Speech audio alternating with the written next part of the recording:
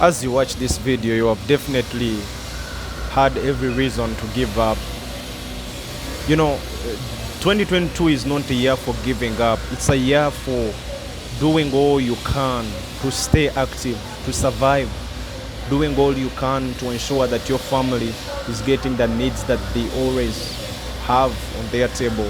It's doing all that you can to ensure that those around you are actually not just surviving, they are not just living, but they have the right conditions for living.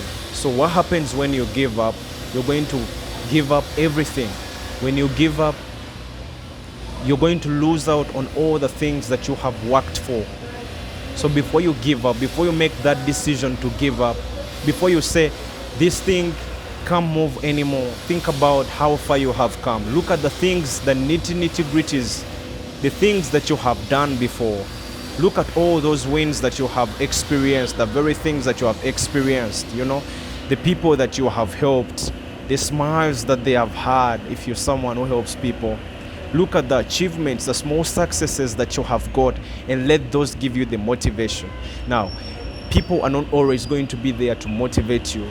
Motivation should come from within. Self-motivation is so important in driving you to the success that you want. Without self-motivation, it's highly likely that you're going to give up along the way. And self-motivation comes a lot of times from achievements that you have. It could be called achievement motivation. Look at the very things, the wins, the small wins that you have got, no matter how insignificant they are. Those are the things that are going to push you forward to even go for the bigger ones that you haven't got. That's it for a day.